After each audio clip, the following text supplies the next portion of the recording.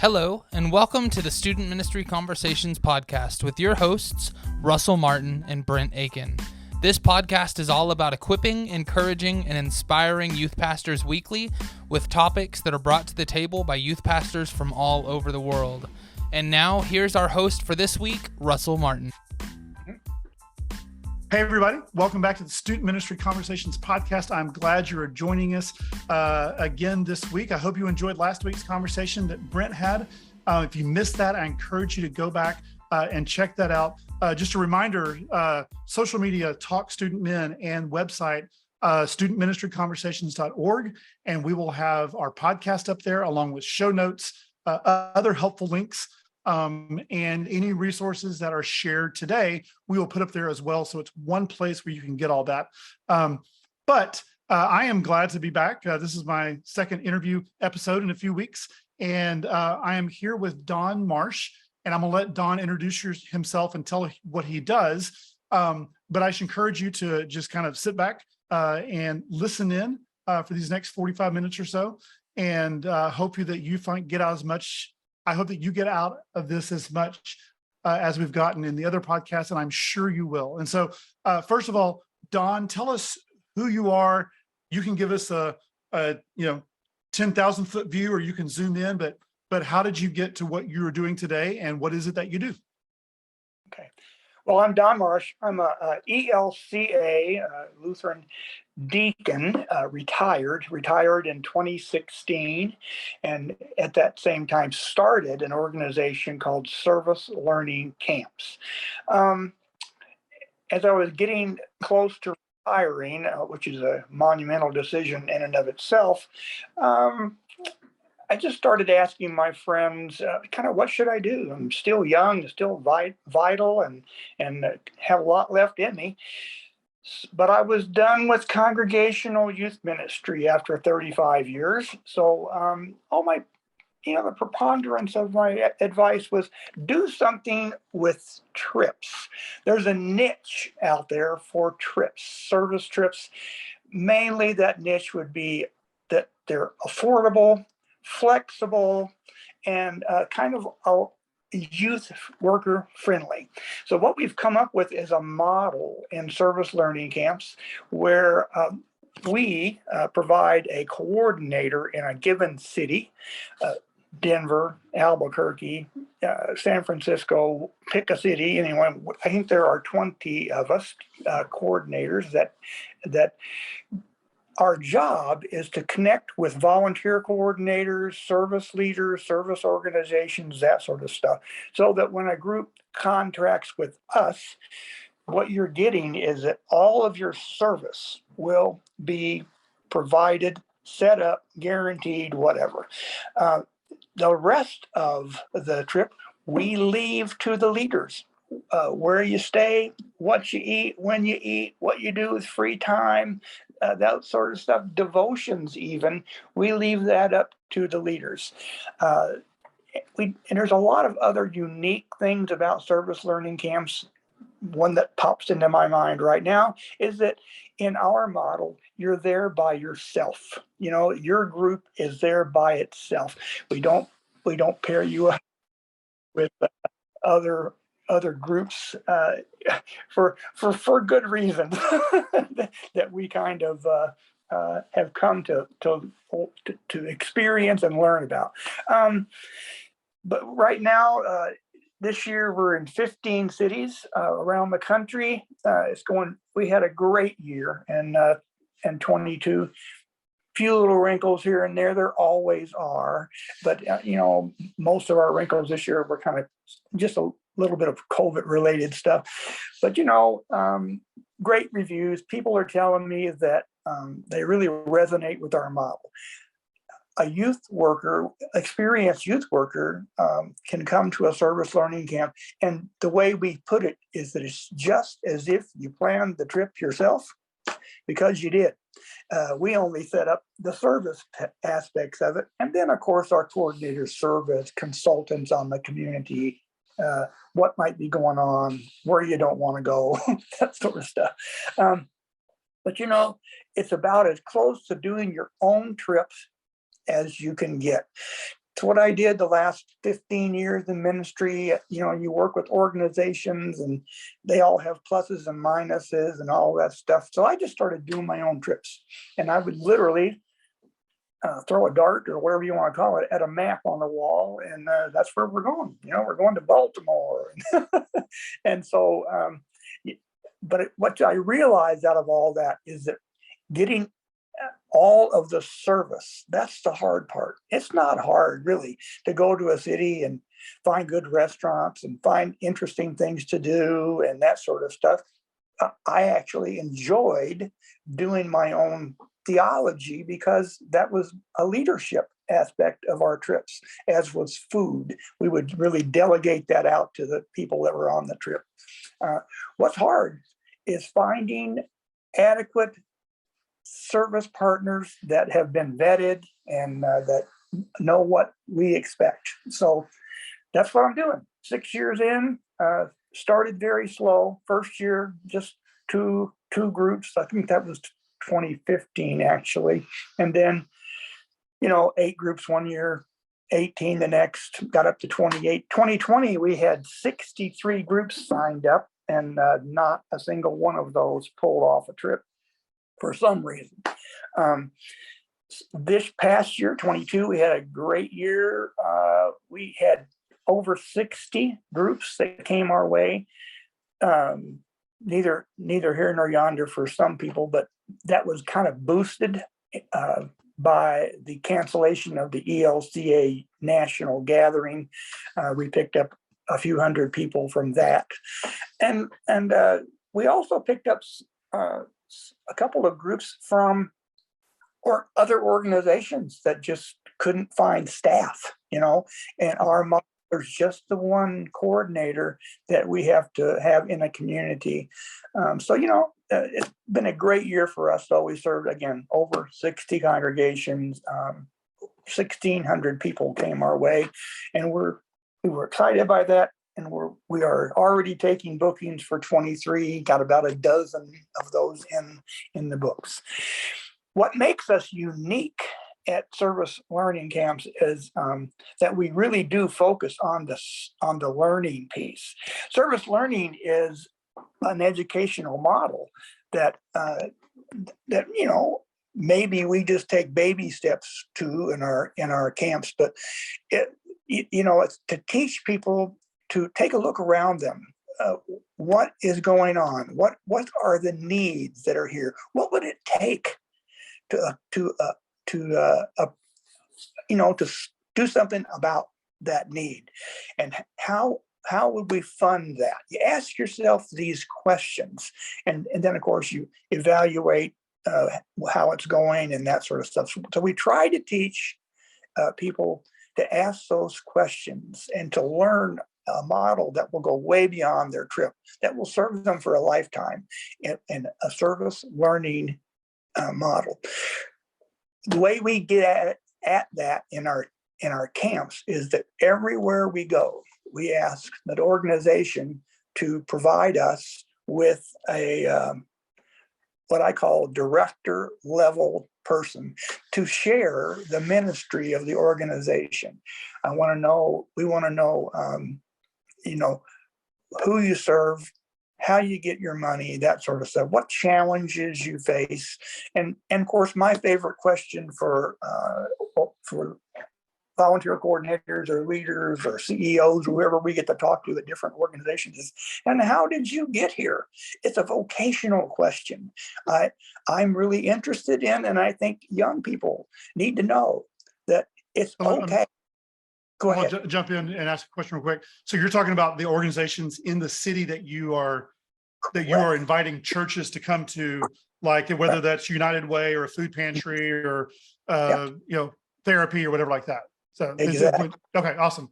Go ahead. I want young people to know that it's okay to have 2 master's degrees and run a food shelf. That's a good life, and you can be happy doing that. I just think it's a vocational challenge that we need to hold out in front of young people. So, so we're a little heavier on the learning than the service. when I do presentations with groups, I tell them, it really doesn't matter how many cans you stack over in the corner or put in a box or something. It's great that you do that. It really is. That's why we're here. But what matters is what you can take home with you. In a lifestyle of service. Look around your community. Are we doing something like this here? If not, why not? Let's see what we can do about that. And young people are creative innovators. They can accomplish great things if they want to. So, yeah. So what you're doing is you're actually creating. I think what I love about that is not just, and we've all done many mission trips. You've done a ton of mission trips. They're all great. I love going on them. I love the ones where we are going and we are building as many wheelchair ramps as we can.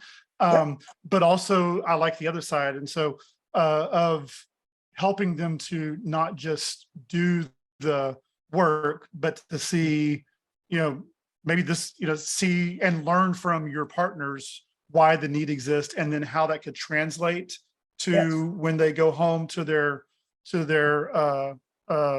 own communities, or they become leaders themselves. So I really like, it's not just education from the student standpoint, but they're also learning that, hey, my only path forward may not be in ministry. It may not be as a youth leader or a pastor, but I could be a CEO, or I could be in the community, in the lay community, and still see needs that need to be addressed. Is that about right? Yes. Yeah. It's of course, it's like anything, it's multifaceted. What's the goals that you have?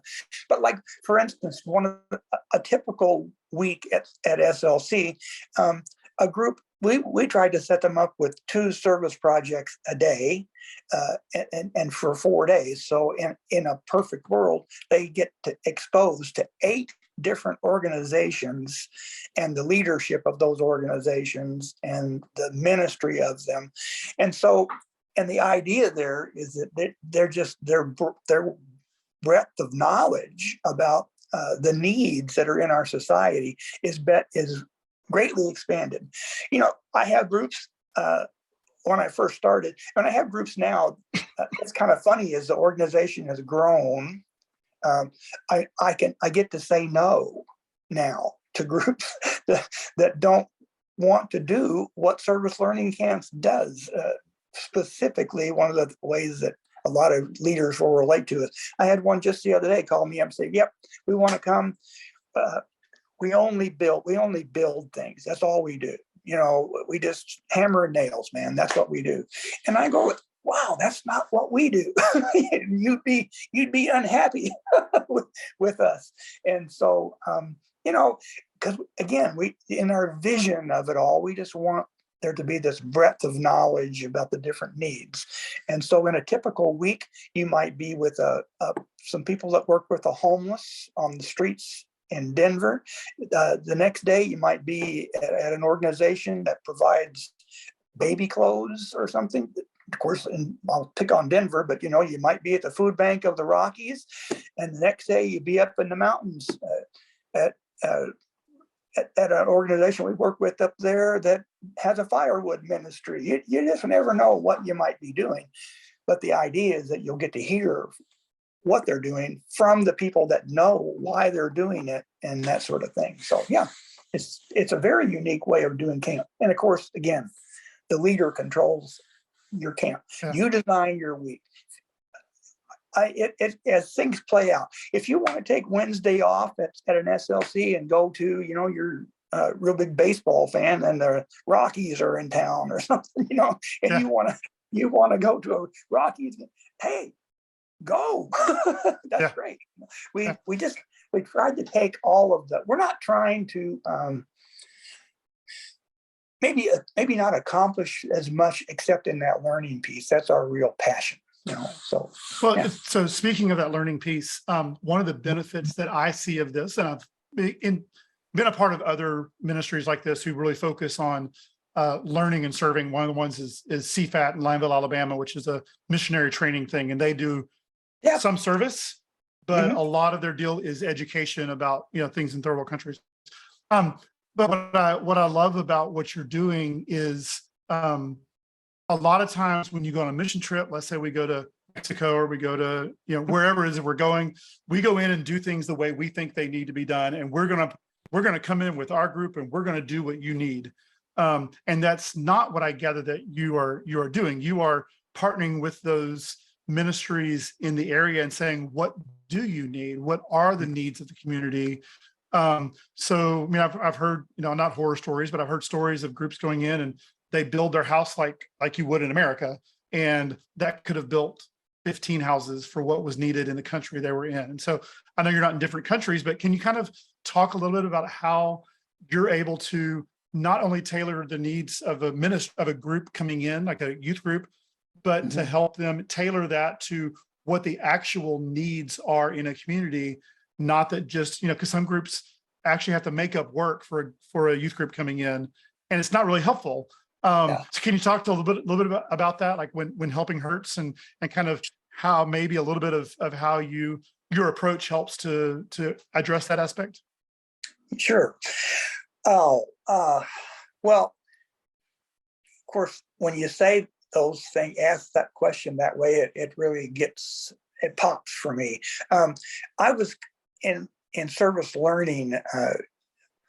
I think I was a fairly typical youth worker for most of my career, in that we just pretty much went and did service, and didn't really worry about too much of the learning piece.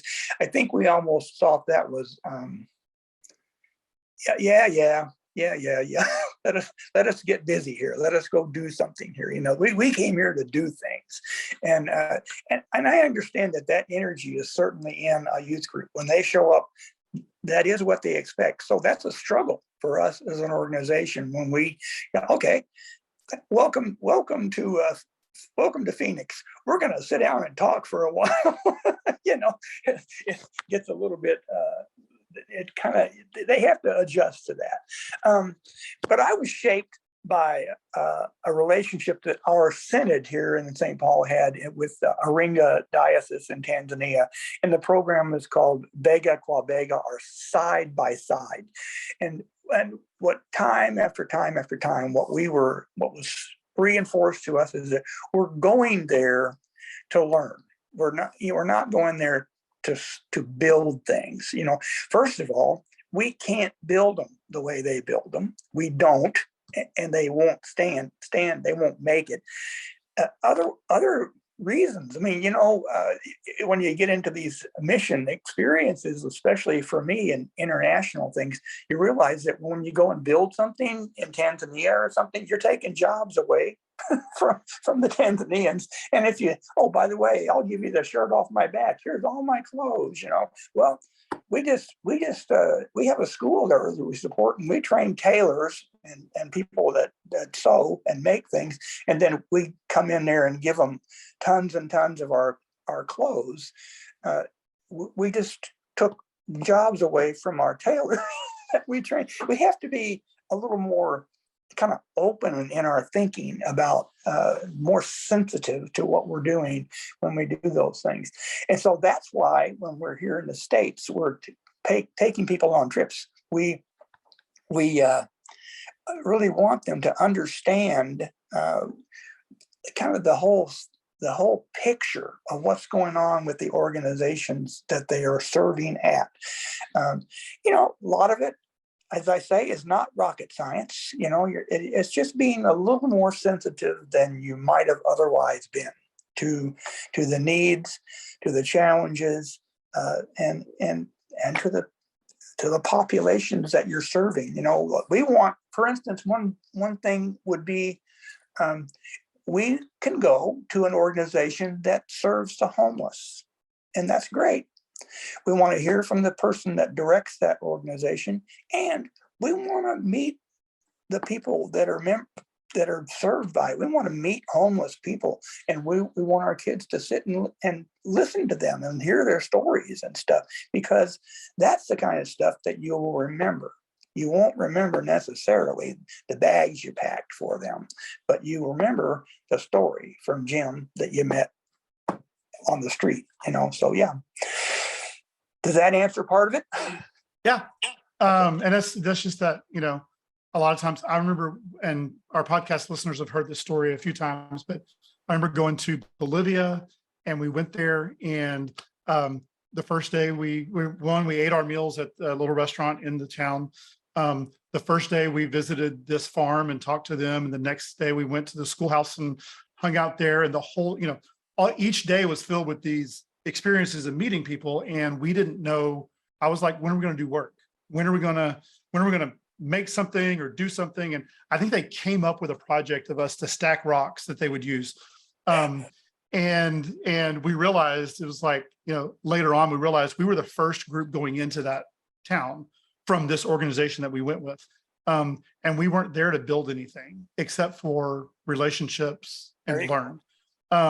And those are things that I have carried with me. That experience has shaped how I do. Even when we go on our like youth mission trips, here that we normally do, it's still always in my mind of, those lessons that I learned as I go to one of these camps where you're just building things or whatever. Like, it's still shaping. Is this really helping? Is this for me? Is this for them? Those type of things. And so, and I think that has changed, I would say, in the last, 15 years. I know it kind of started shifting when I was in the heart of youth ministry. It did start shifting to, are we doing things so that we can say that, we get our Instagram post or our our feel good picture or whatever like that, or are we doing good? And this is not knocking any other camps, but just to say, consider those things when you go in. When you go on a mission trip, it's pre-planned or whatever like that, like just be looking for those people on the edge that you wouldn't notice normally if you were focused on building. Focus on building relationships, and not just digging a sewer or doing those type of things. Like, there's so much more you can experience if you keep your eyes open. Yeah, I agree. Well, and I could a couple of things there, funny stories along the lines of what you experienced in Bolivia. I was in Tanzania 1 year with a group, and we went up to a new church that they were building, and our work project was to get this pile of rocks out of the interior of the church building and get it out front so they could pour the floor. That was the idea. And so we did that, formed a little line, got all the rocks out of the church.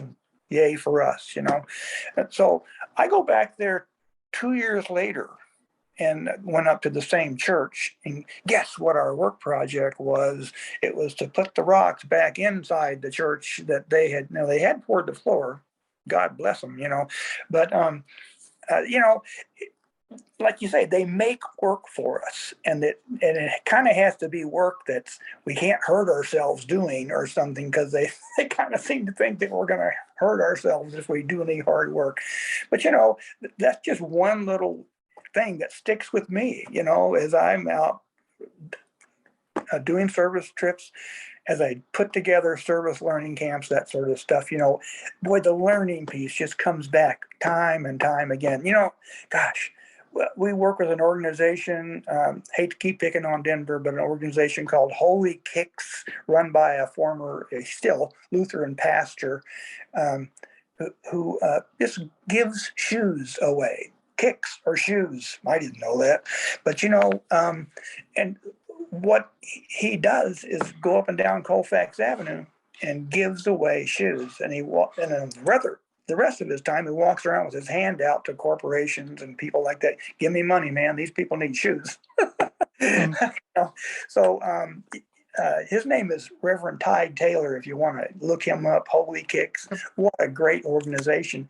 What I enjoyed out of working with Tig was that we got to be in small groups with people from the streets, and some of his people. I mean, this guy, he's a white guy, but when he walks up and down Colfax Avenue, you can tell he's the real deal. He's their man, he's their person, and he's earned that to do that. So, yep, and I guess along the way, other things, I can keep on going for a long time. One of the things that one of the joys, I guess, of what I get out of service learning camps as an executive director, well, two. One is the incredible people that I have been able to find to serve as coordinators all around the country. I just can't believe the quality, the capabilities, the talents, the gifts, unbelievable. And they kind of, it's got to be God. It's got to be the Spirit of how I find these people. But man, oh man, it's wonderful. And that kind of brings up the whole thing of our staffing model is that there's only one coordinator in a city.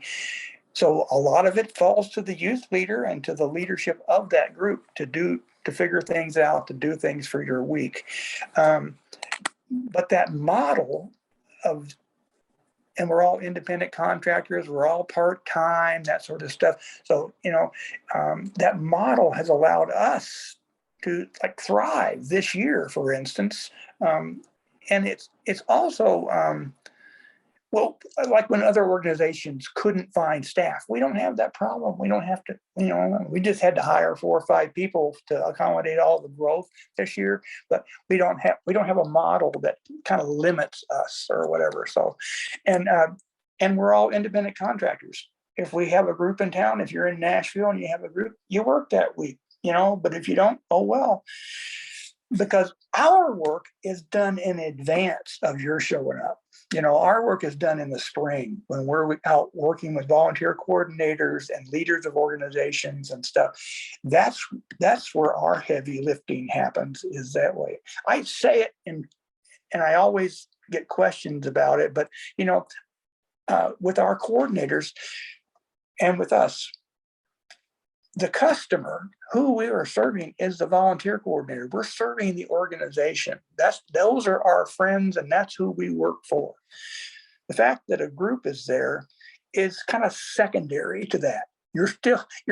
We know you're still technically our customers. We get that, but we just you try to say things in a way that will kind of break through people's mental fog, and help them realize that, oh, Jen is really here to work with, a precious child and to meet their needs and not the group's needs. So we don't, for instance, where that hits the road. If a precious child asks us to send 8 people to their site on Tuesday, we're going to send them 8 people to their site on Tuesday. That's what we're going to do. But there's 4 of us, and the youth groups will say that there's 4 of us that really like to go, but can we just send 12 people to a precious child? Because we really do want to be together, Yeah, no, we can't do that because the volunteer coordinator, who is our customer, asks for 8 people. They're ready for 8 people. They're not ready for 12 people. It's unfair to them. To send them more people. They don't have the work for you to do. It's embarrassing for them. And they get mad at us, if we do that. So, people that come to us as groups have to kind of wrap their minds around that. We need 8 people here, 10 people there, 2 people here, that sort of thing. And we try to honor that. We try to honor the volunteers and coordinators and the organizations. So nightmares of that, I was in a city probably 3 years ago. One organization asked for 8 people. One organization asked for 20. Told the youth leader that. He puts them on a bus. He goes to the one that asked for 8, drops off 20, goes to the one that asked for 20, drops off 8. What are people thinking? Unbelievable. So Yeah. anyway. Well, I'm looking on your website, and it's servicelearningcamps.com. Is that correct? Yes. Yep. Yes. And so you have several cities listed there, but what came through my mind is there may be someone who's listening to this who may be in a city that it doesn't exist, or maybe in one of these, Dallas or Madison or wherever. Do you have any, what do you look for? Are you looking for more coordinators in different cities? Or is that something that if somebody wanted to find out more about that aspect of it, like what would they need to do? Or are you full? You don't need anything, you're good? Well, I'm a person that kind of never says never. I'll always talk to people. It can't hurt to talk. And I do have some people that have approached me. I would love to do a service learning camps in my community, that sort of stuff. Right now, 3 or 4 folks that have been in touch with me that we're just kind of, I guess, thinking about it, praying about it, that sort of stuff. We're kind of waiting on that. For me, a lot of the factors that play into that is if you're 30, 40 miles from another one of our sites, I don't get it. Why would we do that? That doesn't mean there aren't needs in your community. It's just, I think, like, for instance, we're in Toledo, Detroit, and then somebody else wants me to come to another place, like East Lansing, and I just kind of, I don't know, maybe not right now, but we have taken on 5 or 6 new sites for 23. This year we had 15 sites, and now we're going to have 19 or so. We're adding places like Nashville, which we love. We've been in there 2 times this year already to explore and meet people and stuff. Kansas City is taken off. We're going to try to fire off Flagstaff, Arizona, and let's see. Oh, Salt Lake City is another one that we're adding. Omaha, Nebraska, and for various reasons on some of those, we're going to Salt Lake because our coordinator from Milwaukee moved to Salt Lake and wants to do trips. So, hey, let's do them there. We'll see what's going on there. Trying to help somebody in Omaha who's doing something else part-time and just needs some more income. So we'll see if we can get them a couple of groups to go to Omaha, that sort of thing. We're adding, I didn't mention Sarasota, Florida. We're adding that because I've been in discussions with the person there for a couple of years, and we're just going to try it, see if Sarasota if it attracts anybody. She's really, really busy, can't do many trips anyway, but maybe 1 or 2 we could squeeze in. And that's another thing that we do is that, our coordinators, it's their area. It's not, I don't tell them what to do. I just try to keep up with them. I try to ride herd with them. But, coordinator in the Twin Cities says, okay, I'll do 3 weeks and that's all I'm going to do. Or in Duluth, she's a little more aggressive up there. She tells me she'll do 9 or 10 weeks, from in the summer or whatever. And sometimes we hire 2 coordinators. We have 2 coordinators in several of our cities, and they share things. Albuquerque, New Mexico is one where we have Katie and Martha, and they kind of split things up, So, but the coordinators are in control. The way it works is somebody wants to do a trip with us on our website. There's a way to do that. Plan a trip. You tell me when you want to go. I contact the coordinator and ask if they're free that week, and will they accept a group, kind of a thing, and then we go from there. But if there were people that wanted to be a coordinator in an area, heck, give me a call. Let's talk. Right. I think what I would think right now is that I would want to be maybe somewhere where we're not. We're not very strong on the East Coast, that sort of thing. We've got Toledo, Ohio, and now we've got Sarasota, Florida. But we're not very strong up on the East Coast. But I see you have Dallas. I'm in Houston.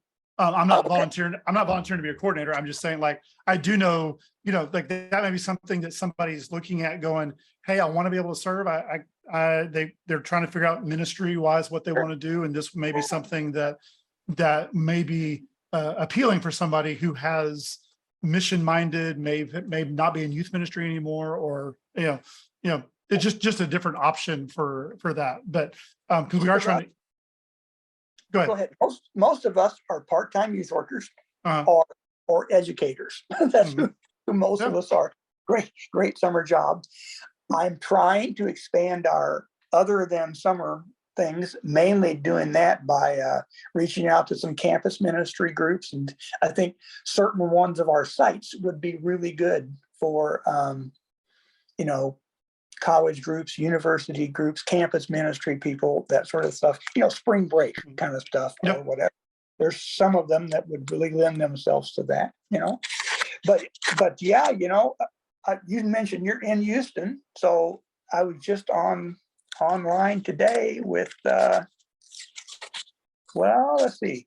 Yeah, I won't throw her name in there, but an Episcopal leader from Houston.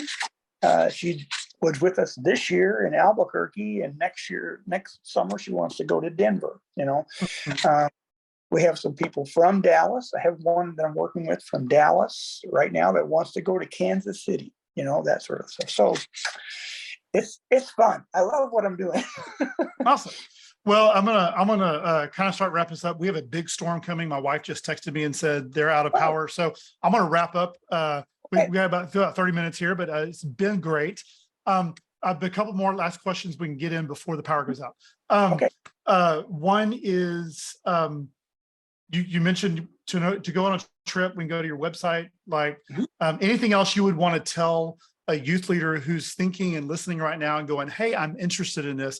Are there deadlines you have? What's the best way to get connected or even to find more information?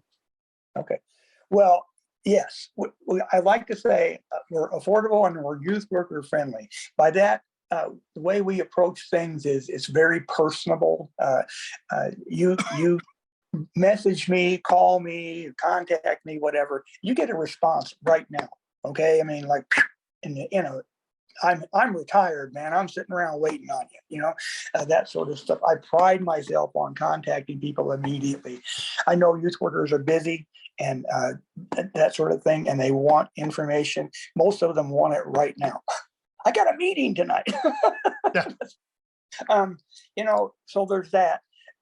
We asked for a one-time $750 deposit, a very small deposit compared to other organizations. You don't pay us anything more until 60 days before your trip.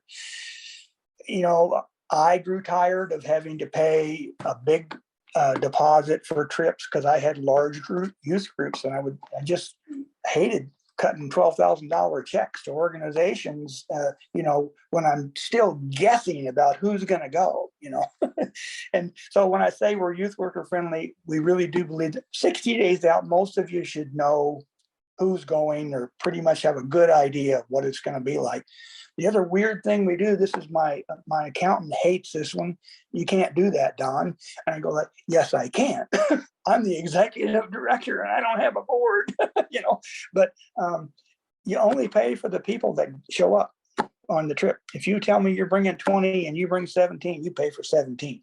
That was one of my pet peeves, is having to pay for spots that someone asked me to reserve, and then I had to pay for them because I said I could bring 20, and I only brought 17. That used to just get me going. But, so I want youth workers to know that we're out there, that we're affordable. Our full week price, folks, is $175. Plus your housing, which is optional with us. We will have in a certain community, we'll have some churches that have partnered with us. But if you don't want to stay in churches, you can do hotels, Airbnbs, camps, colleges. You can stay wherever you want. And that, by the way, was pre-COVID.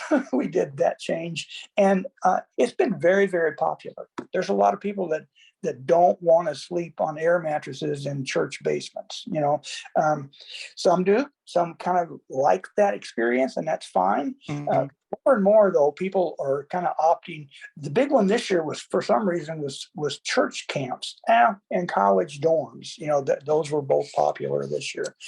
But Airbnbs are popular. Had some people had more than four or five groups that stayed in hotels. That's what they wanted to do, so we make that housing piece is optional for that. So you pay us $175, and then house yourself. If you stay in one of our partner churches, we do ask you to pay them $50, $10 a night per person. because it's expensive to house a group for a whole week. It's not cheap, so they have little things like that. We got a lot of expansion going on.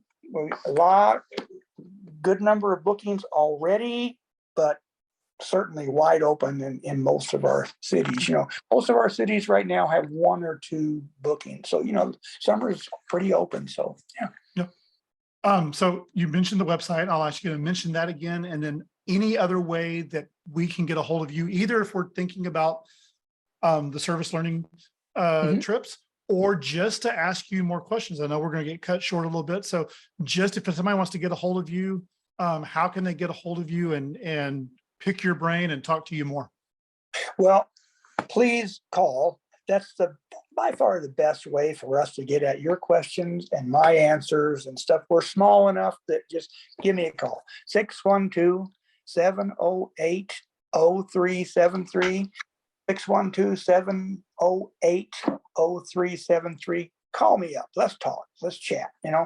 Of course, we have the website. We have a Facebook presence, which is really quite helpful, and that's very simply Service Learning Camps, LLC. Service Learning Camps, LLC. It's on there that I publish all kinds of specials and discounts and all kinds of things like that. Our website, like I think a lot of folks, it's kind of static. We just put stuff on there, but the Facebook page is pretty fluid. There's daily specials. Like right now, we have a special running that if you sign up right now, pay your deposit of $750 before September 1st. And I've had a bunch of people do that. We double your deposit. So $1,500 comes off your bill. I have other specials for denominations. If you're one of the first 2 churches from your denomination, I give you a whopping good discount on that. And so the Methodists and the Episcopals have taken me up on that, but any other denominations, still, those deals are still out there. I think that's about it as far as contacting me. I'm here. I'm waiting for you. Give me a call. Awesome.